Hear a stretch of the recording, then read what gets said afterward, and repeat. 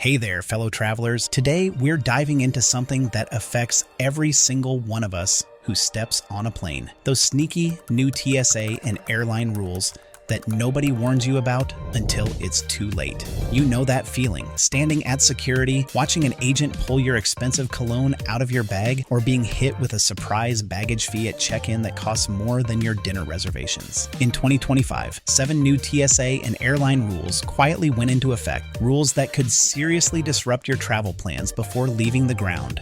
I'm here to break them down so you can stay one step ahead and travel stress-free. I'll also share some insider tips and solutions to help you navigate these new rules.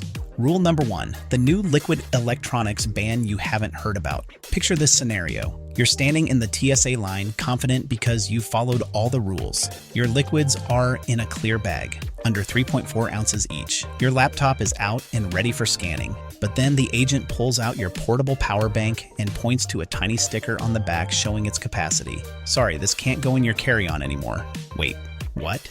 In 2025, the TSA quietly implemented stricter regulations on lithium batteries and electronic devices that contain liquid cooling systems. Many newer high-capacity power banks and gaming laptops now fall into this category, and travelers are caught off guard daily. I learned this the hard way last month at Denver International. My new gaming laptop, the Lenovo Legion 9i, with liquid cooling technology, was flagged. They gave me 3 options. First one, to drain the cooling liquid since I couldn't take more liquids on the plane. I was already maxed out there. There is no way I would do that opening the laptop to lose warranty. Next option was to check it, which is a terrible idea for expensive electronics, or ship it home. I ended up having to ship it back home, wrapped in all my clothes as cushioning, praying it would survive the journey. The solution? Before packing any electronic device larger than a smartphone, check its specifications. Anything with liquid cooling or power banks over 100 watts. For example, a 30,000 milliamp hour power bank with a 3.7 volt battery that is approximately 111 watt hours now requires airline approval before being brought on board. And if you're traveling internationally, some countries have banned these items and checked luggage too, leaving you in an impossible situation. Spending $50 on shipping your device home is better than abandoning your $5,000 laptop at security. Rule number 2, the biometric screening opt-out that actually slows you down. We've all seen those fancy new biometric scanners at airports. Look at a camera and walk through. Seems convenient, right? Well, here's what they don't tell you. As of March 2025, opting out of biometric screening now automatically flags you for additional screening at many airports. Privacy-conscious travelers are discovering that exercising their right to opt out of facial recognition now comes with a price. An average of 15 to 20 minutes of additional pat-downs and questioning. It's not officially a punishment, but the effect is the same. So what's the solution? If privacy is important to you, factor in at least 30 extra minutes for security.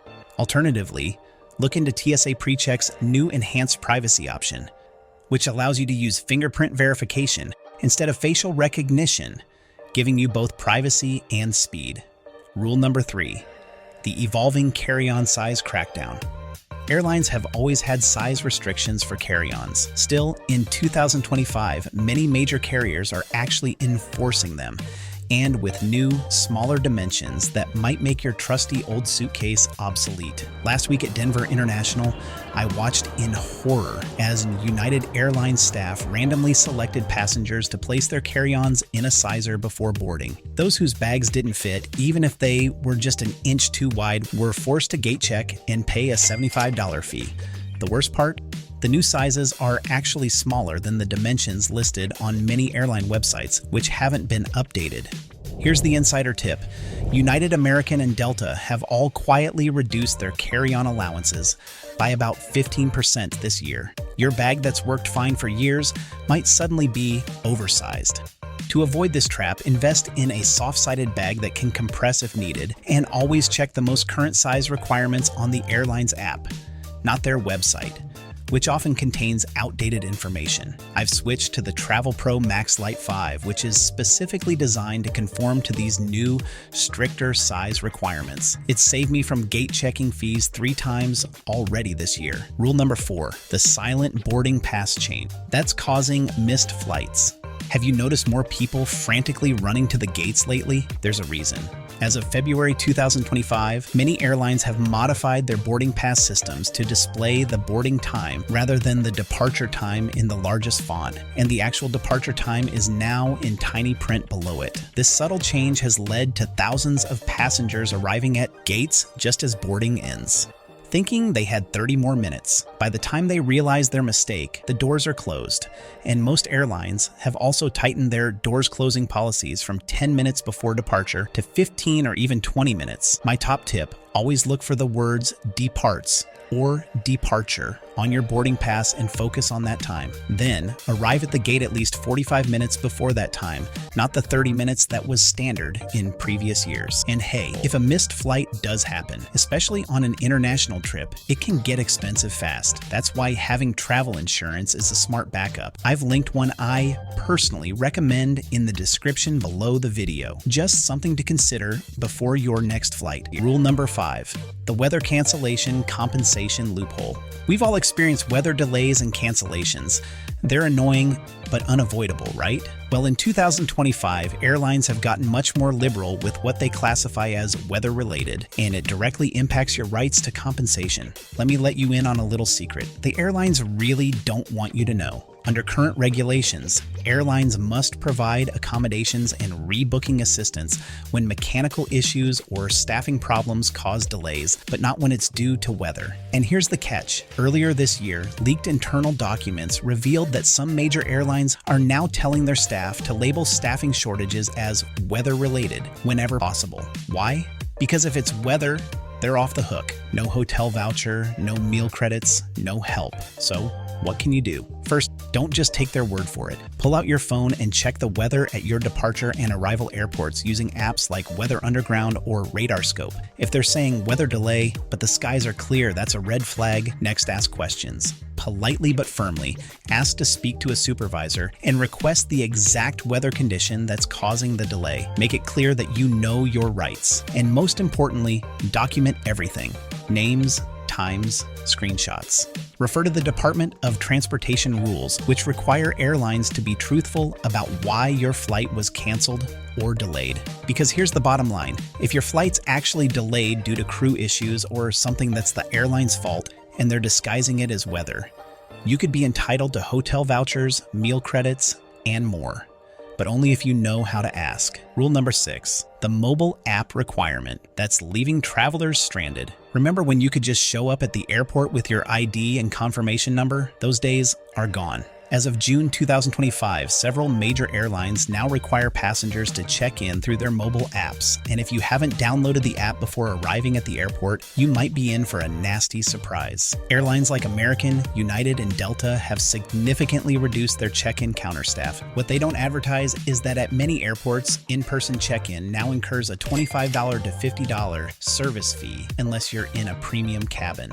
Even worse, some budget carriers like Frontier and Spirit have begun implementing app-only boarding processes at select airports. If you don't have an app, you'll be directed to a customer service line that often has wait times exceeding an hour. The solution is simple but critical. Before heading to the airport, download your airline's app, check in online, and save your boarding pass both in the app and as a screenshot in your photo gallery. This redundancy has saved me multiple times when airline apps crashed or my phone lost service in the terminal. Rule number 7, the hidden dress code that can prevent you from boarding. Do you think you can wear whatever you want on a flight?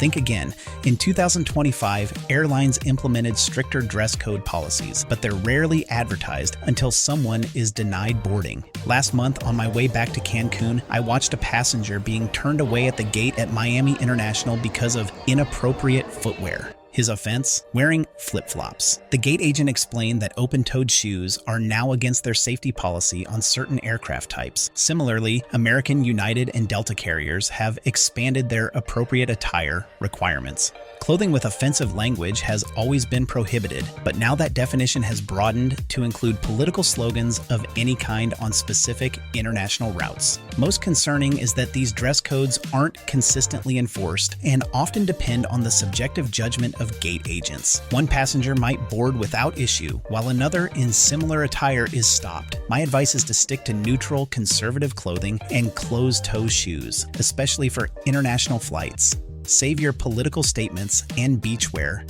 for after you reach your destination. And if you're flying in a premium cabin or have airline status, know that dress codes are often more strictly enforced for basic economy passengers. Another example of the growing class divide in air travel. So there you have it, 7 sneaky rules that airlines and the TSA have quietly implemented that could derail your travel plans if you're not in the know. The travel landscape is constantly changing, and staying informed is your best defense against surprise fees, delays, and that sinking feeling when you realize you've broken a rule you never knew existed. If you found this helpful, hit that subscribe button to avoid missing the next insider travel tip. And don't miss the video in the top right corner. It explains the new checked bag rules every traveler needs to know. Stay sharp, travel smart, and as always, safe travels. This is Anthony signing off. I'll see you up there in the friendly skies.